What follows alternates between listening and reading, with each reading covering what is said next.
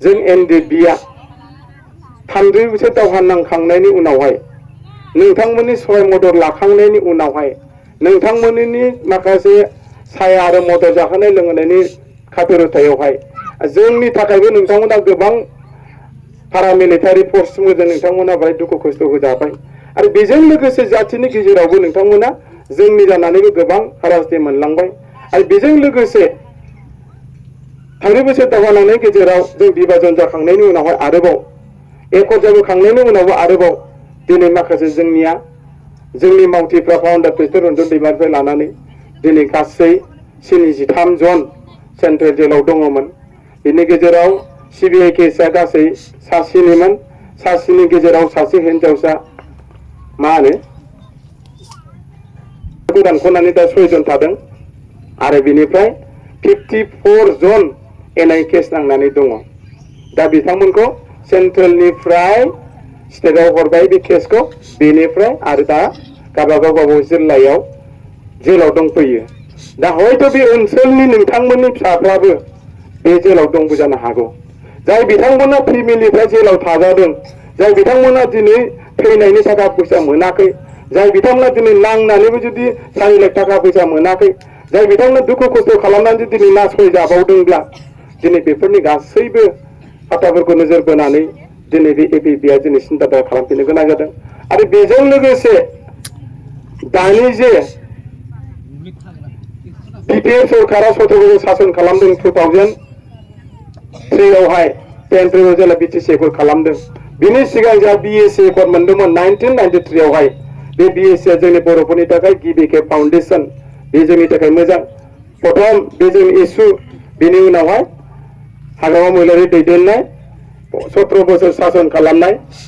बिथांमोना इन्टारिम हिसाबै 2.5 बोसोर मोनदों बा 2 बोसोर मोनदों। बिनि उनावहाय फर्मेलि 15 बोसोराव बिथांमोना इलेक्सन गेलेनानै सरकार सालायदों।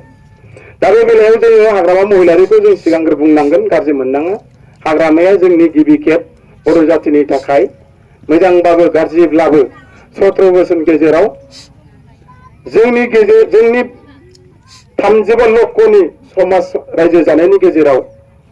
जेबायदि मुवा बेसाद गैयामोन, जेबायदि दालां लामा गैयामोन, स्कुल कलेज गैयामोन, बान्दो केनेल सुइस गेट गैयामोन, दिनै कारेन्ट गैयामोन, इउनिभार्सिटि गैयामोन, साइ गैयामोन, डिभिजन कलेज गैयामोन, सेक्रेटारि गैयामोन। दिनै गासैबो मुवा बेसादा नाथाय हाग्रामा महिलारि बिथांनि जितु 17 बोसोर सासन खालामनाय बेवहाय एसेब्लाबो बर' रायजो राजाफ्रा आरो आसामाव थानाय बर'जों लोगोसे संसार जाफानाय मोनफ्रोमबो जाथि जनगोष्ठिया बिथांनि दैदेननायाव एसेबाबो आराम, नङा होमबा? एसेबाबो फाउन्डार जादों, फाउन्डेसन खालामदों। जों बिथांमोनखौ दिनै खालामनो हाया। बिथाङा जि खामानि मावदों मोजांखौनो मावदों। नाथाय मा खालामनो, खाफाल गाज्रि 2022 आव जेला बिटिआर एकट जाना थाङो, एनडिएफबिनि सिलाइखौ हाथियारखौ होखांनायनि उनावहाय बे 2020 नि 27 जानुवारियाव जेला बिटिआर एकट जाना थाङो, बिनि उनावहाय मोनसे दोहौ इलेक्सन फैनाय लगे लगे मा खालामखो, हाग्रामा महिलारिया रायजो राजानि मददजों 17 नाम्बार मोननो हादोंमोन। नाथाय 3 नाम्बार मोनबावनांगौमोन सरकार दानो थाखाय बिथांखौ, नाथाय आसामनि गभर्नर आरो चिफ मिनिस्टार बिथांमोना माखासे कनस्पिरेसि बाहायनानै बिथांखौ खाबु होआखै। बेनिफ्राय माखासे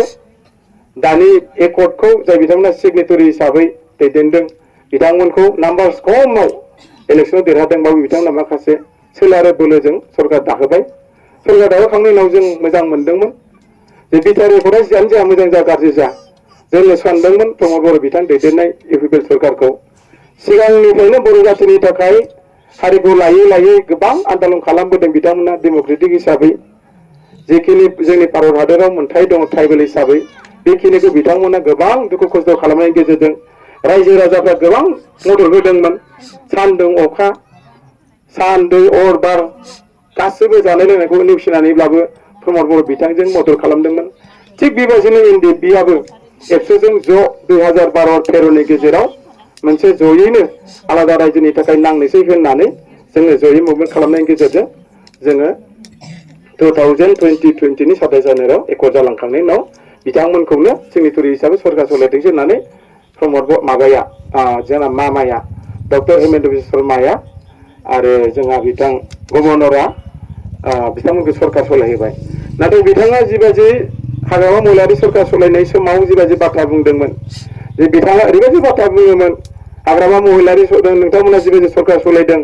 मानो दिनै गोरिब गुन्द्राफ्रा दिनै जेबो मोनाखै मानो बन फाननानै जानांखो मानो मैगं थाइगं फाननानै जानांखो मानो बै स्कुला मानो जिउं पाहां बै स्कुलाव मानो मास्टार गैया बे स्कुलाव मानो इम्प्रुभमेन्ट मास्टार होआखै बे स्कुलाव सात्रआ मानो खम जादों बै स्कुलाव मानो टेक्सटबुक सफैयाखै अनेक खोथा जों बिथाङा बुंगामोन बेबायदि बाथ्राखौ बुंनायखौ नायोब्ला नैबे दानि सरकाराव बिथाङा बिटिआरनि चिफ हिसाबै जों सानदोंमोन बिराद मोजां दैदेनलांगोन सिगांनि बाथ्राखौ नायोब्लाखि ओरैबायदि मोजां माने फंसेबो दानजाया फंसेबो बासि जाया फंसेबो इगनर खालामजाया बिथांनि बासाया नाथाय फैयै फैयै जों नुबाय प्रमद बर'नि जिथु साराय बोसोराव बा 5 बोसोराव बिथाङा जोंनो जिबायदि प्रतिश्रुति होदोंमोन इलेक्सन समाव आरो जों जिबायदि लुबैदोंमोन मोनगोनबो सानदोंमोन नाथाय बिथाङा फ्लप बिथाङा सासे फ्लप लिडार बिथाङा सासे जोंनि गेजेराव जिबायदि आसा होदोंमोन बेखौ फुलफिल खालामनो हायाखै दा बेफोरबायदि गासैबो जोंनि नैबे ट्राइबेल एन्ड ब्लक बिटिसिनि जिथु मोन्थाय दिनै बेखौबो दिनै बिथाङा दिनै एसे गाबोन एसे सोरनोबासो दिनै हा हगारना होनो गोनां जादों आरो जोंनि नैबे जायगायाव संसार जानाय नोंथांमोनहा ट्राइबेल गाय हिसाबै जे जायगायाव जुदि हाखौ मोनोब्ला मोनो स्पष्ट खालामना होनांगौ नङा होमबा होआबा होआ स्पष्ट खालामनांगौ जाहाथे गोनो गोथो दाखालामदों नङा होमबा होयोबा होयो होआबा होआ होयोबा बबेनिफ्राय होगोन होआबा बबेनिफ्राय होआ बेबायदि मोनसे जुदि फाइनाल खालामना होयोब्ला हयथ' रायजो राजा मोनसे क्लियार जायो दा बेबायदि बुस्थुआबो दिनै तारिखाव 5 बोसोराव दिनै बिथांमोना जिबायदि जिअटेक खालामबाय फरेस्ट भिलेज खालामना होनो थाखाय खामानि मावदों बिथांमोना दैलि ससियेल मिडिया बुंदों जों होगोन एथ' हाजार एथ' लाख होबाय होनना बुंबाय थादों दा होदोंबा नाथाय नैबे जायगायाव बर' मानसिफोर दङ मानो मोनाखै नङा होमबा बर' मानसिया मानो मोनाखै सोर मोनगोन मोनोबाथ' जों बर' मोननांगौ हाखौ जुदि होयोबा होनांगौ बर' मानसि आरो जुदि होआबा होआ स्पष्ट खालामनांगौ नङा होमबा संसार जानाय गोनो गोथो जायो फिसाफ्रा लिरनाय फरायनाया आख' फिख' जायो फिसाफोरनि एड्रेसफ्रा प्रब्लेम फैयो नङा होमबा अबे मोनसेनि एड्रेस लानो दिनै गोरबो बाजारनि एड्रेस लानो ना अबेबा मोनसे गुबुननिफ्राय फैनायनि एड्रेसखौ दोननो ओंखायनो होयोबा होयो होआबा होआ बे मोनसे बुस्थुखौ आंनि मथेबा दिनैनि नैबे जोंनि जे मा होनो एपिबिनि पर्ट सोरां दुवारनि मा होनो सान्तिपुर ब्लक साब कमिटि दानायनि दाफुंनायनि गेजेरजों आं नोंथांमोनखौ फोरमायो बेखौनो जे बिथांमोना स्पष्ट खालामनांगौ आं बे बुस्थुखौ लुबैयाखै नोंथांमोननि थाखाय दा बेनो जोंनि दिनै मेन उद्देश्यआ एपिबिआ जिहेतु हाग्रामा महिलारिया बिथाङाबो दिनै जिखिनि 17 बोसोर सासन खालामबाय नाथाय जों बिथांमोनखौ लुबैदोंमोन सरकाराव फैजानो लुबैदोंमन नाथाय दिन थारिखआव बिथांमोनखौ एसे बुंलायबाय जायो आंबो दिनै थारिखआव बिपिखौ सापर्ट खालामग्रामोन नाथाय दिनै मा खालामनो बिथाङाबो सासे वान मेन बादि आर्मि दायो बिथांजों लेफ्ट राइट फ्रायानो सिनियर मा होनो डाइनामिक लिडारफ्रा दिनै सासे गाबोन सासे मा खालामदों ओंखारलांजोबदों सोरजों ओंखारलांदों एपिपिएलजों थांजोबदों नाथाय दिन थारिखआव बिथांमोना 5 बोसोरखौनो सोरबा सोरबा लिडारफ्रा थानो हायासै दा थिग बेबायदिनो दिनै हाग्रामा महिलारियाबो सरकाराव फैयोब्लाबो सोरबा जे सिनियर लिडारखौ लानानै आवगायगोन दिनै तारिखआवथ' पर्ट सोरांबाय दिनै बिथांमोना उइक केन्डिडेट हिसाबैनो गैया दिनै खाम्फा बरगयारि थांनाय लोगो लोगो दिनै दुरबल जियानो जाया बिथांमोनाबो टारगेट दङ गेलेगोन अब्लाबो हाग्रामा महिलारिखौ जों मोनसे मिजिं थिदोंमोन गावनि सरकाराव मोजां फैनो हागोन नाथाय दिनै बिथांमोननि जिहेतु लिडारफ्रानो फ्राय थांजोब्बाय गैला जिखिनि दङ साफा सानै उन्दै जुनियरफोरनि खोथा सोलियो आरो बे मोनसे आरो दिनै तारिखआव जुदि इउपिपिएल सरकारा जुदि फैफिनबावनांगौब्ला 5 बोसोराव जों जिबायदि प्रतिश्रुति होना थगायलांजाबाय आरोबाव बिखेबाव आरो बिथांमोना थगायनाया डाबल जागोन मानो होनोब्ला पाब्लिक अरबा दासिम माबा जाया होमबा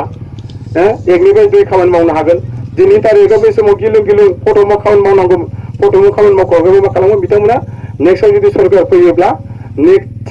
थार्डआवहाय जों सरकार फैगोन ना फैया मोनसे सन्देह थाखासिगोन बेनिखायनो बे थार्डआव जुदि सरकार फैनो हायाबादिब्ला मा खालामगोन जिखिनि थाखा फैसा फैगोन बिथांमोना दिनै खामानि मावना मावा समाजनि गेजेराव जोंनि डेभेलप आरो उन्नतिखौ मावगोन ना मावा बेफोरखौ साननो गोनां आरो जिबायदि बाथ्रा बुंदों दिनैनि तारिखआव दिनै गासिबो साक्सेस जायाखिसै दिनैनि तारिखआव दुलाराय बर' फरायसा आफादखौ आं दिनै एसे खावलायनो बा लुबैदों जोंनि बिटिआर रेकर्डनि गेजेरजों 6.3 क्ल'ज दिनै बियो एकदमबारे एकराव लिरखाथारनाय दंखायो जोंनि प्राइभेट स्कुलफ्रा भेन्सार स्कुलफ्रा पुलिसनिफ्राय जानांगौमोन लिरखाथारनाय बुस्थुखौनो दिनैनि तारिखआव 5 बोसोर जोबलांनोसै दिनैनि तारिखआव जों बेखौनो मावफुंनो हायाखिसै अब्ला लिरनाय गैयाबाथ' नों मा खालामनो हानो नङा होमबा हाया नाथाय बै समाव गावनो बुंग्रामोन दुलाराय बर' फरायसा आफादनि जिल्ला प्रेसिडेन्ट जाना थायो मानो प्रग्रेस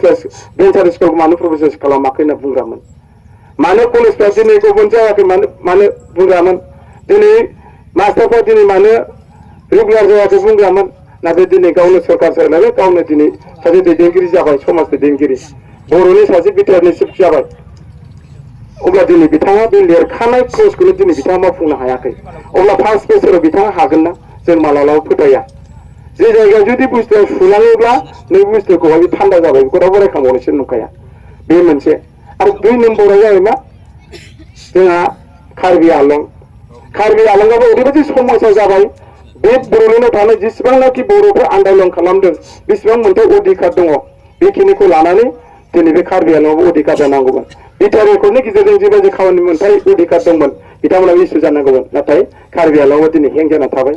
साक्सेस जेबो जायाखै आरो बेजों लोगोसे 3 नम्बराव जाबाय मा बिकेडाब्लिउसि सानजाहा सिमा बारायनाय दिनै बेफोरबो दलद दालार सेटेलाइट काउन्सिल बायदि अबस्थायाव फैबाय दिनै बे बिकेडाब्लिउसिआबो दिनै ओरैबो जाया ओरैबो जाया बिकेडाब्लिउसिआबो दिनै इलेक्सन जागोन ना जाया इलेक्सन जायाबा बेबायदिनो हें खालामना दोनबाय थागोन नामा पावारा बोरै जागोन डेभेलपआ बोरै जागोन बेबायदि मोनसे गोनो गोथो फैदों दिनै बिकेडाब्लिउसि समस्या 4 नम्बराव जाबाय दाना जोंहा मा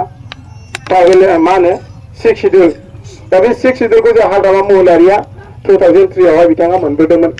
बे 6 सिडिउलानो जाहैबाय जोंनि बर'फोरनि थाखाय बिराद गिदिर मोनसे आर्टिकेल बे आर्टिकेलखौनो दिनैनि तारिखाव जिहेतु प्रमद बर' सरकारा बे 6 सिडिउल जुदि टाइटेलखौनो लानानै जुदि बिथाङा दैदेनलाङोमोनब्ला बेनो जोंनि थाखाय एनाफमोन नाथाय बे 6 सिडिउलखौबो दिनै बिथाङा जेबो मावनांगौ बेनि सायाव बिथाङा क्लियार नङा आरो ट्राइबेल बेलेन्स ब्लक बेफोरनि जितु अधिकार दिनै जायखौ नोंथांमोना बाव थादों बर' हिसाबै ट्राइबेल हिसाबै जोंहा हानि बिगोमा बे जायगायाव नङा होमबा हा बिगोमा हिसाबै जे जायगायाव संसार जाफैबा गोबाव बोसोर जायोबा मोननांगौबा मोनखानांगौ होनांगौबा होनांगौ थाब थाब होनांगौ नाथाय बेफोरखौ मानो बिदि हें खालामखो दा बेफोर मोनसे साननो गोनां जे जायगायाव दिनै तारिखाव बिथांमोना जोंखौ बुंबा दुखु मोनगोन हनै पर्ब जरायावहाय फाग्लि जरा पार्ट 2 पार्ट 3 जोंहाय दिनै तारिखाव 6 सिडिउल ट्राइबेल बेलेन्स ब्लकखौनो जे जायगायाव प्रमद बर'आ गावनो हारिनि थाखाय दुखु खस्थ' खालामबाय हाखौ रैखा खालामनांगौ हाखौ रावनोबो होनो मोना होनना बुंग्रा मानसि दिनै तारिखाव मा गावहाथ' जेबो मोनसेबो बिटिआर एकर्डनि गेजेरजों जेबो मोनबोखायासै जिर' जाबोखाबाय जेबो आर्टिकेलबो गैया बे हवाइट पेपारावनो बे मोनसे मा होनो बेखौ सान्ति सुक्ति हिसाबै मोजां थाबाय नाथाय बे सान्ति सुक्तिनि गेजेराव माखासे क्लजफोर दङ मोजां दिनै बेफोरखौ दिनै बिथाङा मावफुंनो हायाखै दा बेफोरनि माखासे मावफुंनो हायैया बे बिथांनि दुर्बलथा थाङै जोंनि हाखौनो दिनै थाखाय मा खालामगोन 3600 बिघा आदानि कम्पानि जायखौ होनो एपिडिसिएल टार्मेल प्रजेक्ट बेवहाय बिथाङा दिनै रायजो राजानाव बा जोंनि दल हंगतन पलिटिकेल नन पलिटिकेल हान्जाफोरजों मोजां मथन सावरायालासिनो दिनै बिथाङा बै हाखौ दिनै होनो ओंखारदों हाखौ जों लानांगौ ना मालायनोसो होगोन हाखौ जोंनो नांगौसो नङा होमबा नाथाय बे हाखौनो दिनै गुबुनसो होनो नागिरदों दा बेफोरखौ होयोब्लाबो बा नांगौ जोंनो नंगौ डेभेलपखौ जोंनो नांगौ डेभेलपखौ जों नाङा होननानै बुङा नाथाय डेभेलपखौ नांगौ नाथाय डेभेलपखौ नांगौब्लाबो गावनि ट्राइबेल ब्लकखौ जुदि होयोब्ला बे जोंनि थाखाय मोनसे प्रब्लेम फैगोन बेनि थाखाय जों साननो गोनां बेनिखायनो अननानै जोङो दिनैनि तारिखाव नैबे मेलनि गेजेरजों नांगोना प्रमदखौ खावलायदों जुदि बे एपिडिसिएल टार्मेल प्रजेक्टखौ जुदि होयोब्लाबो बर' जाथिनि दल हंगतनफोरजों मोजां सावरायनायनि गेजेरजों जाहाथे माबा मोनसे मोजां फायसलायाव फैनानै माबा मोनसे मोजां डिसिसनाव फैगोन बेनि गेजेरजों खामानिखौ मावनो हागोन आं फोथायदों बिथाङा जाहाथे गाव राजा हिसाबै राजा महरै थानानै गावनो जे सानो बे बुस्थुखौ जाहाथे अनिनल खालामालासिनो बेखौ आं सिन्था खालामदों बयनिबो कनसार्न लानानै जाहाथे खामानिखौ मावो आं बेखिनिखौ लुबैदों आरो बेजों लोगोसे जोंनि हारिया जोंनि जाथिया जेरैखि जायाब्लाबो बे ट्राइबेल ब्लकनि गेजेराव जिखिनि अधिकार दं बे अधिकारखौ मोनफुंनांगोन आं बेखिनिखौ दिनैनि बे सान्तिपुर ब्लक सान्तिपुर प्राइमारि साब कमिटि एपिबि पलिटिकेल हान्जानि जिहेतु जोंनि NDFB मावनो गोनां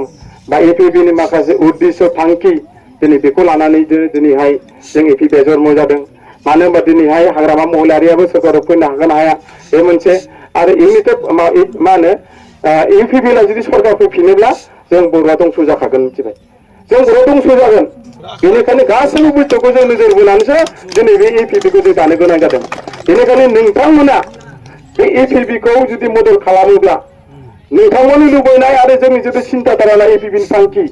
बे थांखिजों बे प्रिन्सिपालजों जों थांनानै जोंनि जातिखौ रैखा खालामनो हागोन। नोंथांमोननि जिखिनि बे ओनसोलाव जुदि अधिकार मोनथाय बेखिनिखौ जों पावाराव फैयोब्ला जों माबायदि मावनांगौ जों माबायदि मदद होनांगौ जों बे बुस्थुखौ मदद होगोन। बेनिखायनो नोंथांमोना दिनै बेवहाय जुदि सोरबा इउपिपिएलानो जा बिपिएफआनो जा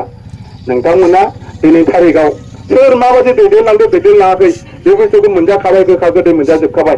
एबार खेबसेनि थाखाय नोंथांमोना जुदि एपिपिखौ मानगोनां अनजलि दैमारिखौ हौवाबासो दिनै बिथाङा जातिनि थाखाय गाबख्रावफैदों दिनै मोनफ्रोमबो जायगायाव बिथाङा प्रेसिडेन्ट जाफैदों मा होनो प्रेसिडेन्ट जाफैनाय बिथाङा जातिनि अलखदाव दिनै बाहागो लाफैदों। बेखौ नायोबा गाबोन थारिखआव बिथाङा पार्टिनि सिट जानो जुदि सरकार दानो हायोबा फोथायदों बिथाङा 100% जातिनि आरो हारिनि आरो बिटिसिनि सिङाव जेसेबां हारि हारिसाफोरनि दङ बेफोरनि अधिकारखौ लानानै समानै इकुवेलै खामानि मावलांगोन होनना जों मिजिंथिदों। बेनिखायनो नोंथांमोना सिगाङाव बिपिखौ सापर्ट खालामबाय मोनबाय थिगानो। एबाराव आरोबाव 5 बोसोर नोंथांमोना इउपिपिखौ सापर्ट खालामबाय। इउपिपिखौ सापर्ट खालामनाय मा मोनदों मा मोनाखै बेखौ नोंथांमोननि गोसो गोरबोआव दंखायो। बेखौ जों स्पष्ट होलायनांगौ जेबो गैया। दा बेनिखायनो नोंथांमोना खेबसेनि थाखाय बे एपिपिखौ जाहाथे मदद होयो। एपिपिखौ मदद होनांनो मेन उद्देश्यआनो जाबाय जा फाउन्डार रन्जन दैमारि सारनि माखासे समस्या थाबाय। सिबिआइ आरो एनआइए केसनि नोंथांमोननि फिसाफोरनि समस्या थाबाय, हा हुनि समस्या थाबाय आरो गासैबो ए टु जेड गासैबो समस्याखौ जोङो हारिनि गेजेराव नोंथांमोन थानानै खामानि मावनो थाखाय जों दिनै बे एपिपि गोदानै जन्म जानाय अनजालि दैमारि दैदेननाय बिथां प्रदीप कुमार दे रिटायार्ड बिथांनि दैदेननाय बे हान्जाखौ दैदेनलांनो थाखाय नोंथांमोननि सहाय मदद नांगौ। बेनिखायनो आंनि जोबथारनायाव बेखौनो खावलायदों नोंथांमोननि नैबे गोरबो बाजार ओनसोलनि साफ्रोमबो रायजो राजाया एक्स एनडिपिखौ गोदोनिफ्रायनो सापर्ट आरो मदद होबोखानाय हिसाबै नोंथांमोना जोंनि नैबे फंनैसो बाथ्राखौ नोंथांमोना क्लियार जायाखैब्लाबो जों मालाबा समाव खेबसे अनजालि बायद'खौ जों लाबोना फैनानै आरोबाव जों नोंथांमोननि सिङाव जोङो गुरुत्त हिसाबै गुवाराव जों आरो सावरायबावनो थाखाय जों खाबु लागोन बेखौ जों मेसेज होबाय। आरो दिनैनि जे सान्तिपुर प्राइमारि साब कमिटि जिहेतु जोंहा प्रेसिडेन्ट भाइस प्रेसिडेन्ट आरो general secretary assistant general secretary आरो बिथांमोननि मावथि नोंथांमोनखौ एपिबिनि दिनैनि बे ओनसोलनि गोरबो ओनसोलनि सान्तिपुर साब कमिटिनि दैदेनगिरि साफा साफा महरै नोंथांमोना बे ओनसोलनि साफ्रोमबो रायजो राजाखौ मोजाङै जाया लोङा सान्थियै गोजोनै रागा जोङालासिनो समस्याफोरखौ मानि थाखाय ओंखारदों बेफोरखौ मोजां फोरमायना होनानै नोंथांमोना बे ओनसोल रायजो राजाखौ एपिबिआव लाबोनो हागोन दैदेनलांनो हागोन। फैगौ समाव नोंथांमोना देरहानाय खामानिखौ नोंथांमोननि आखाइजों जों मोनगोन बेखौ मिजिंथिबाय। बेनिखायनो गोदानै मोननाय आफादगिरि नेहाथारि नोंथांमोननिसिम एपिबिनि जानानै आङो नोंथांमोननो रोजा रोजा कंग्रेसुलेसन जासिबाय। आरो बेवहाय नुजाथि फैनाय साफ्रोमबो रायजो राजा नोंथांमोननो जोबनायाव आसा खालामदों आफा इसोरा नोंथांमोनखौ बे बोसोरावहाय गाहामै गाहाम न'खर संसार दैदेनलांनाय लिरनाय आरो फरायनाय हाबा हुखा खामानि मावलांनाय गासैबो बिथिङाव नोंथांमोना जुदि खैदां खैफोदाव फैया बेनि थाखायबो आं आफा इसोरनाव आर'ज गाबदों। आरो नोंथांमोना जोंनि सिमांखौ मोगथां महर मोनगोन हेफाजाब होगोन बेखिनिखौ मिजिंथिबाय। आरोबाव सारियाव जिरायनाय गासैबो सारमोननिसिमबो आंनि गोसो गोरबोनि साबायखर जासिनानै आंनि सुंद' बिबुंथिखौ बेखिनियावनो दोनथ'नाय जाबाय। Thank you.